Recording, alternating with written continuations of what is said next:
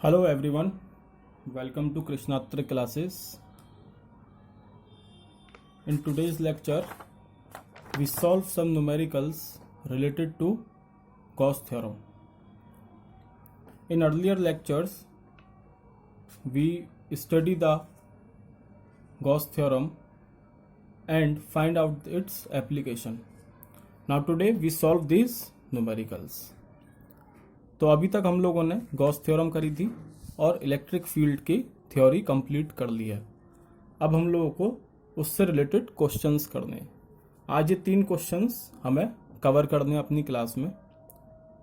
तो स्टार्ट करते हैं। पहला क्वेश्चन आप लोगों के सामने। पहला क्वेश्चन है, 2 concentric shell of radii A and B carry charge Q1 and Q2 respectively, where A is less than B. Calculate electric field at radial distance R from center for, अब इसमें 3 cases they रखे हैं, R is less than A, R is less than B but greater than A, R is greater than B. Represent this graphically. So your first question is about concentric shell. पहला question हमारा concentric shell से related है, मतलब shell से related है। कैसी shell है? 2 shell है मेरे पास, कंसेंट्रिक शेल है जिसकी रेडियस मुझे A और B दे रखी है। दोनों के ऊपर चार्ज Q1 और Q2 दे रखा है। यहां पर आपका A B से छोटा है, गिवन है क्वेश्चन में। हमें इलेक्ट्रिक फील्ड निकालना है गिवन केसेस के लिए। तो इस क्वेश्चन को हम सॉल्व करेंगे। देखिए,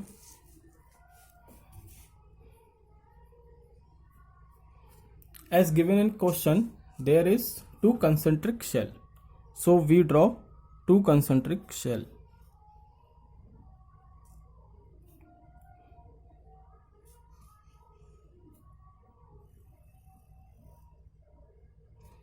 These are 2 concentric shell of radius A and B, where A is less than B. A is less than B is given in question.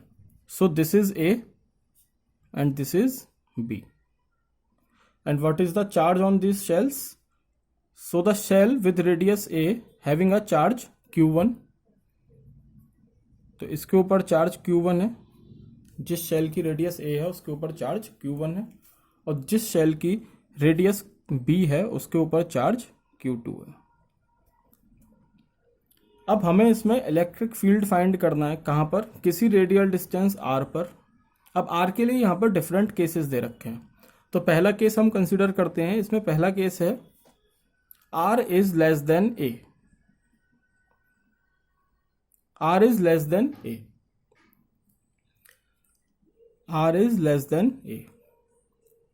If we look at this given figure, if R is less than A, it means this point is always lie inside the shell having radius A. देखो, आपका R जो है A से छोटा दे रखा है। तो आपकी ये फिगर गिवन है क्वेश्चन में कंसेंट्रिक शेल की। ठीक है, ये कंसेंट्रिक शेल गिवन है। अब क्योंकि R आपका लेस देन A है, इसका मतलब देखो A तो ये यहां तक है, ये A है और B ये वाला है, और आपका R जो है A से छोटा है। अगर A से छोटा है तो मतलब B से छोटा वो ऑटोमेटिकली हो गया, क्योंकि A B से पहले से ही छोटा है। तो आपका जो गॉसियन सरफेस बनेगा वो यहां बनेगा, क्योंकि R is less than A। तो हमने ये रेडियस मान ली R। अब इसमें हमारा जो charge enclose the question surface में वो कितना होगा? वो 0 होगा। हेयर जो चार्ज आपका एंक्लोज्ड होगा वो कितना हो गया? 0 होगा। और क्योंकि चार्ज हमारा एंक्लोज्ड है वो 0 हो गया, तो इसका मतलब जो इलेक्ट्रिक फील्ड होगा, नेट इलेक्ट्रिक फील्ड, वो 0 हो जाएगा इस केस में। किसमें? जब R आपका लेस देन A है। Since the charge enclosed is 0, therefore the net electric field is also 0।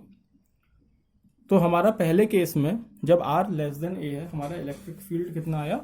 0 आया है। इलेक्ट्रिक फील्ड हमारा R लेस देन A में 0 आया है। दूसरा केस हमारा क्या है क्वेश्चन में जो गिवन है?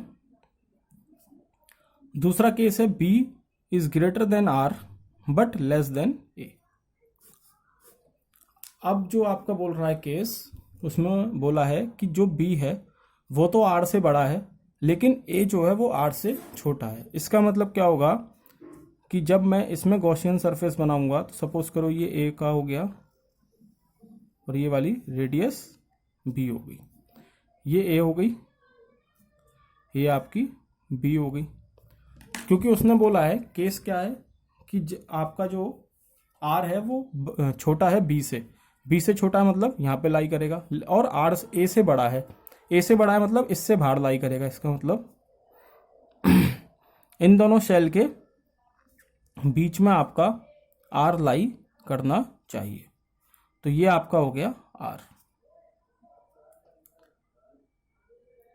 तो इस केस में अगर आप देखोगे तो ये जो गॉसियन सरफेस बना, ये सिर्फ कितना चार्ज एंक्लोज कर रहा है अपने अंदर? Q1 जो कि रेडियस A वाले पे है, Q2 तो इससे अभी भी बाहर है। यहाँ पे ये Q1 और Q2 दोनों ही बाहर थे, किसी को भी एंक्लोज नहीं कर रहा था। यहाँ सिर्फ ये Q1 को एंक्लोज कर रहा है गॉसियन सरफेस। तो यहाँ पे जो आपका इलेक्ट्रिक फील्ड आएगा वो कितना हो जाएगा? कितना होता है शेल के लिए इलेक्ट्रिक फील्ड? हमने पढ़ा था। तो पहले हम लिख लेते हैं, here the Gaussian surface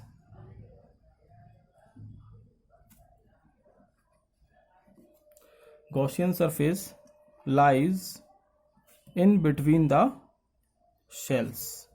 shells के बीच में आपका गॉसियन सरफेस लाई कर रहा है, in between the shells. Therefore क्या होगा? ये इलेक्ट्रिक फील्ड किसकी वजह से हो जाएगा आपका? सिर्फ इनर शेल की वजह से। Therefore electric field is equal to 1/4 pi epsilon not Q1 divide by R square. और इसका डायरेक्शन क्या होगा? रेडियली आउटवर्ड होगा, पॉजिटिव चार्ज है, रेडियली आउटवर्ड। एंड यहाँ पे आप लिख भी सकते हो and due to inner shell only, and due to inner shell only. सिर्फ इनर शेल की वजह से यहाँ पे इलेक्ट्रिक फील्ड मौजूद होगा, due to inner shell only.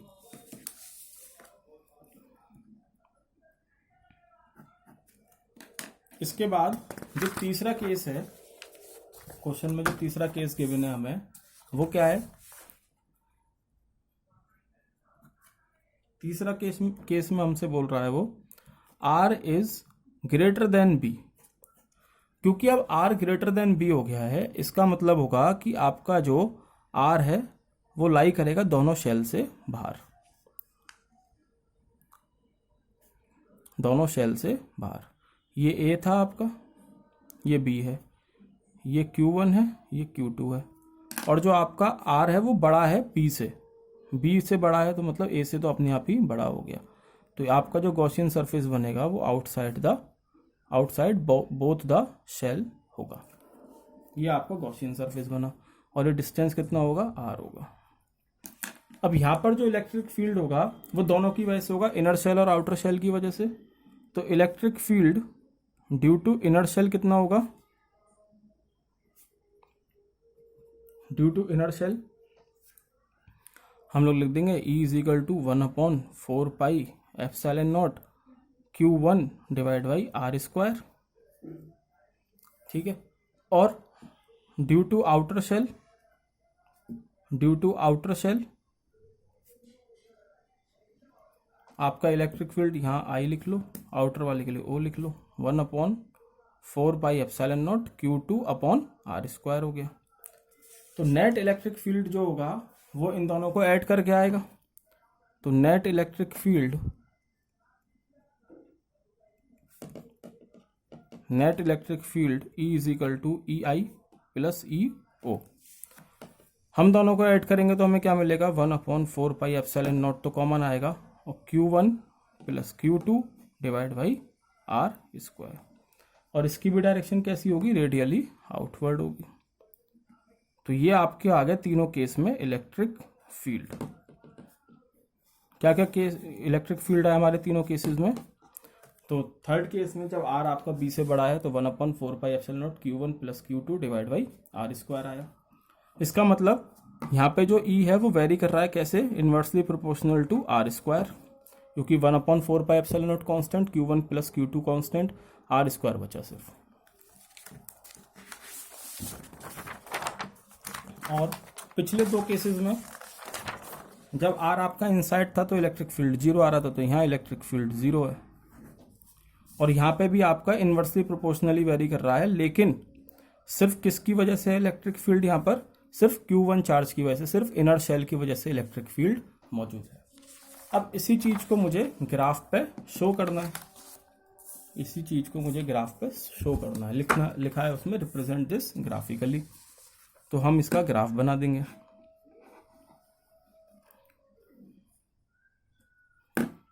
इधर आपका ये है इलेक्ट्रिक फील्ड, ये होगी रेडियल डिस्टेंस r। अब पहले जब मेरा पॉइंट इनसाइड लाई कर रहा है, इनसाइड द शेल, कब तक, जब तक कि r आपका a के बराबर नहीं हो गया।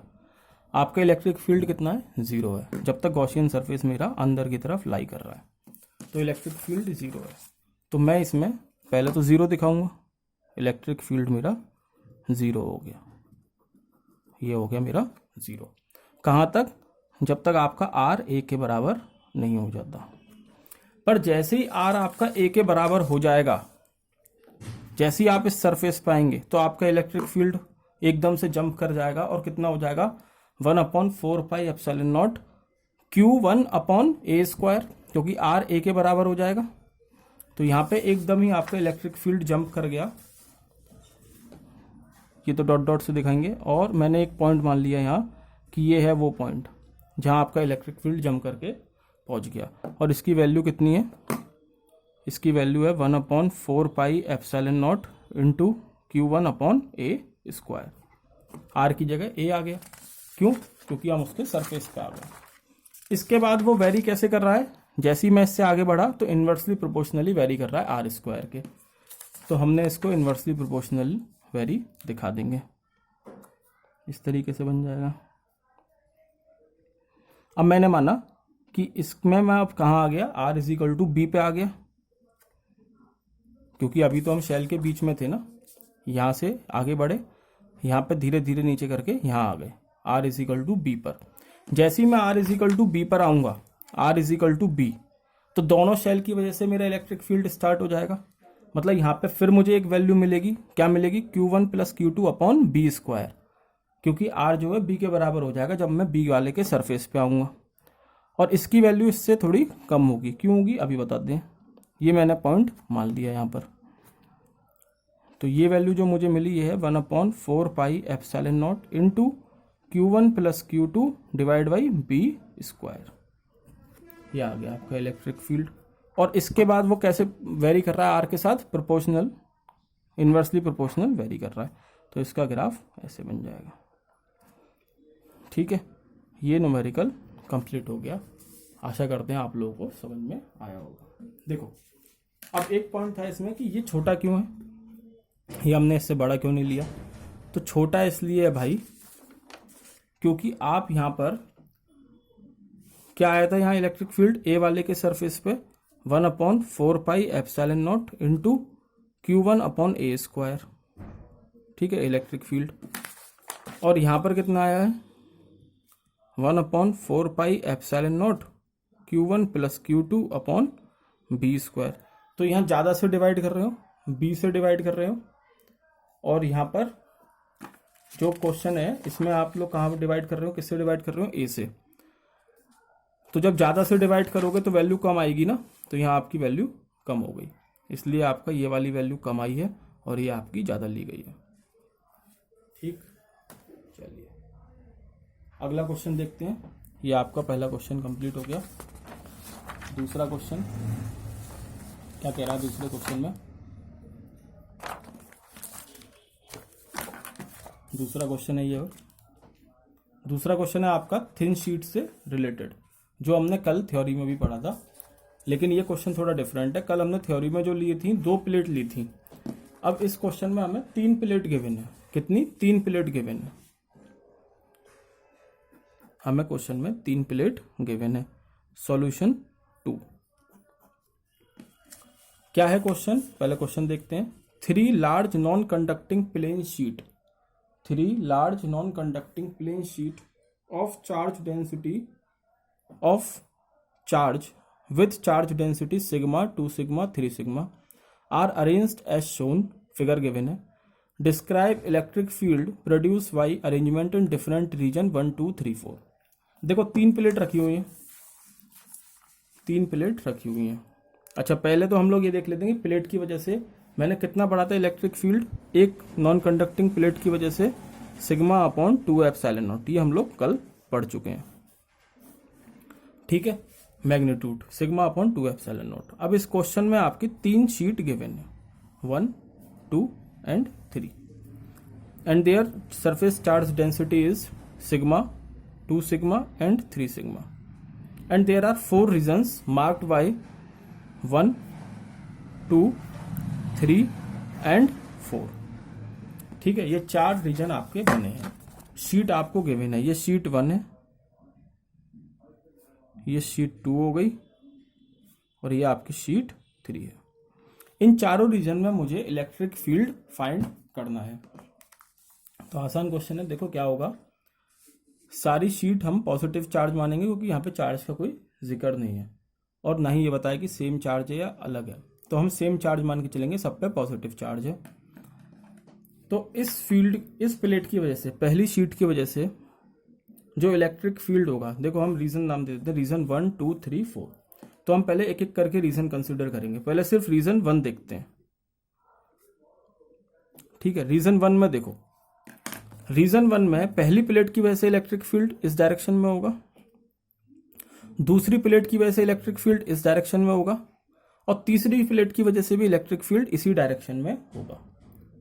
तो मैं क्या करूंगा, तीनों ऐड हो जाएंगे, तीनों ऐड हो जाएंगे, तो इलेक्ट्रिक फील्ड जो मेरा नेट आएगा वो E1 plus E2 plus E3 हो जाएगा। तो E इज इक्वल टू, पहली प्लेट की वजह से कितना होगा, सिग्मा अपॉन 2 एप्सिलॉन नॉट, दूसरी प्लेट की वजह से क्योंकि सरफेस चार्ज डेंसिटी 2 सिग्मा है, तो 2 सिग्मा अपॉन 2 एप्सिलॉन नॉट, और तीसरी की 3 सिग्मा अपॉन 2 एप्सिलॉन नॉट। इनको मैं ऐड करूंगा तो ये आ जाएगा 3, 2, 5, 1, 6 सिग्मा अपॉन 2 एप्सिलॉन नॉट, यानी कि आ गया 3 सिग्मा अपॉन एप्सिलॉन नॉट। और डायरेक्शन इसका कहाँ है, लेफ्ट साइड पे है, तो हम इसमें डायरेक्शन लिख देंगे लेफ्ट। ये हो गया आपका रीजन 1 में, रीजन 1 में आपका इलेक्ट्रिक फील्ड। इसी तरीके से आपका रीजन 2 में देखते हैं। रीजन 2 में आपका जो इलेक्ट्रिक फील्ड होगा वो दूसरी प्लेट का, देखो पहले दूसरी प्लेट की वजह से इस डायरेक्शन में होगा, तीसरी प्लेट की वजह से भी इसी डायरेक्शन में होगा, लेकिन फर्स्ट प्लेट की वजह से इस डायरेक्शन में होगा। ये फर्स्ट प्लेट की वजह से जो अपोजिट डायरेक्शन में जा रहा है। तो कुछ नहीं करना, हमें सिर्फ इसको माइनस कर देना है कि E is equal to E1 plus E2 plus E3। देखो अब मैं मैग्नीट्यूड ले रहा हूं यहाँ पे ना सिर्फ, तो मैं क्या करता हूं कि मैं इसको नेगेटिव ले लिया, ठीक है, माइनस करना है सिर्फ।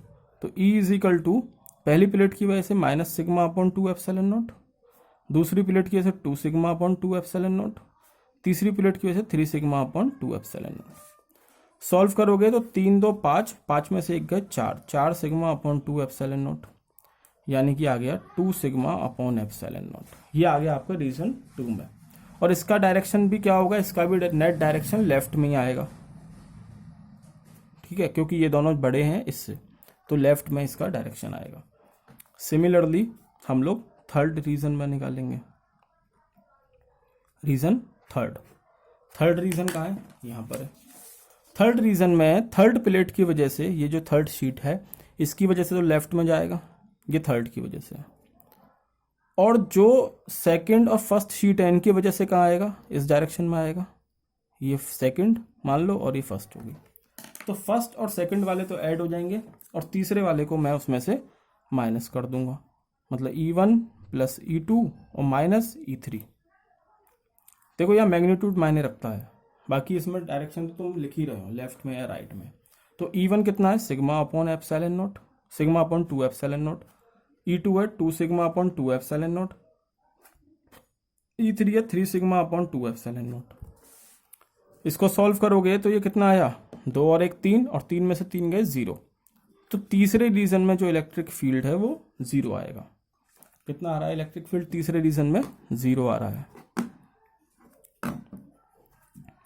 अब हमारा सिर्फ एक रीजन रह गया, कौन सा, फोर्थ वाला। फोर्थ रीजन में देखो थर्ड प्लेट की वजह से इलेक्ट्रिक फील्ड इधर होगा, सेकंड प्लेट की वजह से भी इलेक्ट्रिक फील्ड इधर होगा, और फर्स्ट प्लेट की वजह से भी इलेक्ट्रिक फील्ड इधर होगा। तो इसमें इस वाले का और पहले वाले रीजन का मैग्नीट्यूड सेम आएगा, इतना ही आएगा ये भी, लेकिन डायरेक्शन चेंज हो जाएगी, डायरेक्शन चेंज हो गई। तो रीजन 4 में हमारा जो इलेक्ट्रिक फील्ड आएगा वो E1 plus E2 plus E3, पर डायरेक्शन आपकी राइट साइड में हो जाएगी इसमें। तो चाहो तो यहीं लिख लो, राइट होगी डायरेक्शन। तो E1 कितना है sigma upon 2 epsilon not, E2 है 2 सिग्मा अपॉन 2 एप्सिलॉन नॉट, और E3 है 3 सिग्मा अपॉन 2 एप्सिलॉन नॉट। इसको सॉल्व करोगे तो 2 1 3 3 3 6 सिग्मा अपॉन 2 एप्सिलॉन नॉट। तो E is equal to 3 sigma upon epsilon not. सिर्फ डायरेक्शन चेंज हो गई, डायरेक्शन इसमें राइट में आ गई। तो पहले रीजन में और फोर्थ रीजन में सिर्फ डायरेक्शन का फर्क है, मैग्नीट्यूड इलेक्ट्रिक फील्ड का सेम है। पहले रीजन के लिए लेफ्ट में आ रहा था, दूसरे रीजन के फोर्थ रीजन के लिए मेरा राइट में आ रहा है। तो ये हो गया, इसका मैग्नीट्यूड है 3 सिग्मा अपॉन एप्सिलॉन नॉट, इसका भी 3 sigma upon epsilon not. Third region में आपका इलेक्ट्रिक फील्ड 0 आ रहा है, और इसमें आ रहा है 2 सिग्मा अपॉन एप्सिलॉन नॉट। ठीक है, तो ये आपका हो गया सेकंड क्वेश्चन। अब आज का हम लोग लास्ट क्वेश्चन देखेंगे।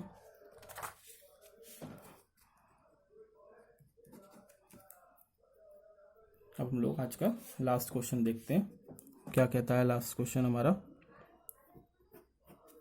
देखो लास्ट क्वेश्चन मेरा बोल रहा है, एक पार्टिकल है, a particle of mass 9 into 10 की पावर -5 ग्राम। यानी कि मुझे क्वेश्चन में क्या गिवन है, मास गिवन है, m गिवन है, कितना 9 इंटू 10 की पावर -5 ग्राम।